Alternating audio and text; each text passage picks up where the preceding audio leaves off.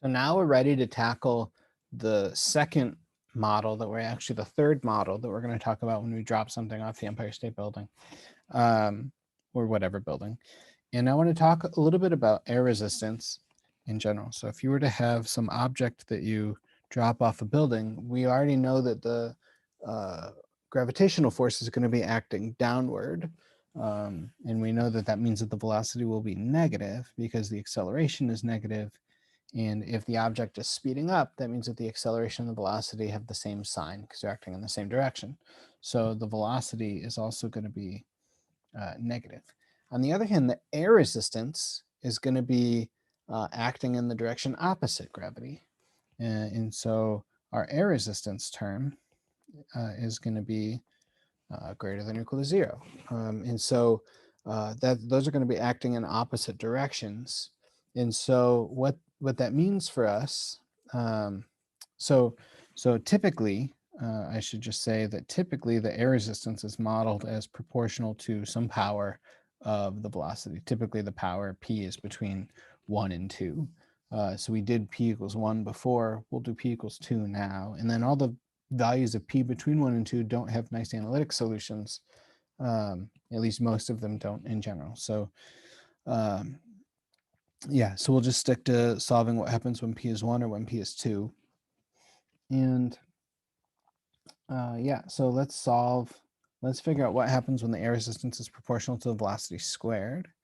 We know that all the forces together are going to be equal to ma, right? F equals ma, where F is the sum of all the forces. And so we'll have the gravitational force plus the force due to air resistance. So this tells us that we're going to be looking at the equation ma equals minus mg plus kv squared. I'm going to do this slightly differently than we did before, but let's start the same way. So let's start by dividing both sides by m. So a is going to be minus g plus k over m v squared. And let's actually factor out a minus g from this as well. So we're going to have a 1 minus k over gm v squared. And the reason why I want to do this is that this makes our next steps a little bit nicer. So I'm just going to call this value beta squared. So beta squared is going to be k over gm. So k, g, and m are all positive. So we can just call beta the square root of k over gm, or beta squared is k over gm. And what this is going to do for us is allow the calculus to be a little bit nicer. So this is going to be 1 minus beta squared v squared. Okay. And now a, remember, is the derivative of v with respect to t. So if we want to solve this differential equation, let's start by writing a. In fact, let's just do it here to save writing this another line. So a is dv dt. We can separate variables here. So this one's separable. It's not linear anymore because v is to the second power, but it is separable. And so we're going to have 1 minus beta squared over v squared dv equals minus g dt. And then we can integrate both sides. The integral of the right side is just minus gt plus c. And the integral of the left, there's a few different ways that you can do this. Really what we need to do is we need to think about how do we integrate this.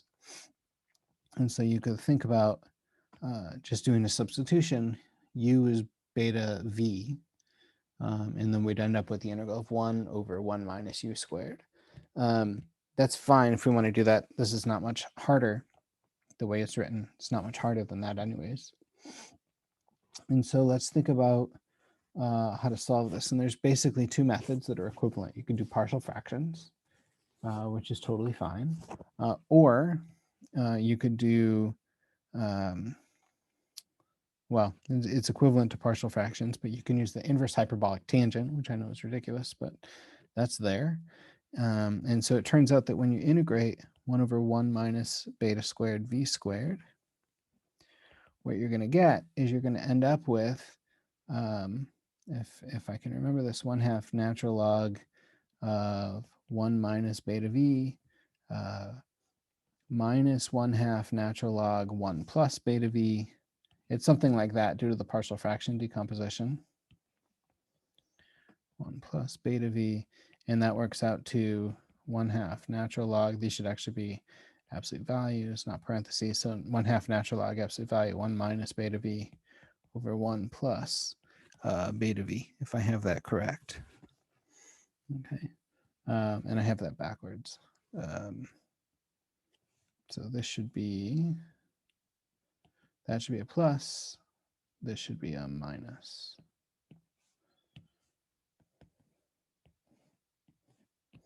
Okay, this is equivalent to inverse hyperbolic tangent. So inverse hyperbolic tangent of beta v times 1 over beta. Okay, so that's an equivalent formulation there, involving a little lesser known function there. So let's do that. So this is 1 over beta inverse hyperbolic tangent of beta times v.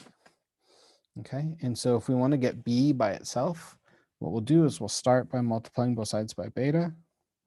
So we're going to end up with inverse hyperbolic tangent of beta v is equal to minus beta gt plus c. We'll just keep calling it plus c. And then take hyperbolic tangent of both sides. So beta v is equal to hyperbolic tangent of c minus beta gt. And therefore v is 1 over beta hyperbolic tangent c minus beta gt, where beta squared is k over gm. So if you want to write beta in terms of square root of k over gm, that's fine. So let's do this off to the side as well. So we have our little scraps over here that we're working with. So beta is the square root of k over gm, and that means that beta g is what? So if we multiply this by g, we're going to end up with square root of kg over m. So if we want, we can rewrite everything in terms of k, g, and m now. All right, so that is that. It turns out that as hyperbolic tangent goes to infinity, that's going to go to -1. So hyperbolic tangent, if you remember, is hyperbolic sine over hyperbolic cosine. Hyperbolic sine is e to the x minus e to the negative x over 2. Hyperbolic cosine is e to the x plus e to the negative x over 2. The 2's cancel. And so let's actually get rid of the 2's. Those are more distracting than I thought they would be. And so that means that as x goes to infinity, what's going to happen? We're going to end up with, so as x goes to,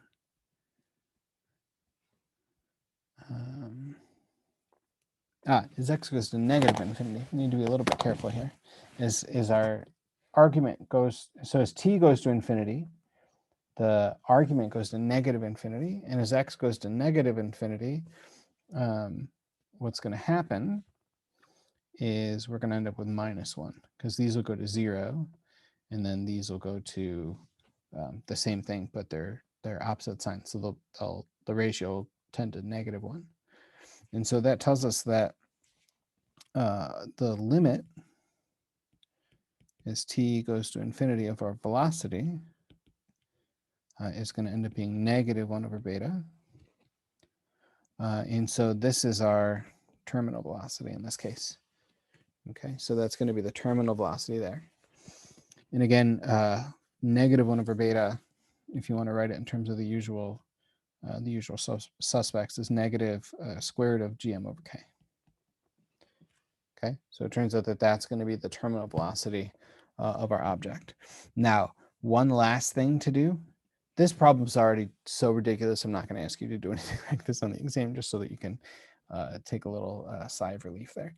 But this is just the velocity. So now let's find the position.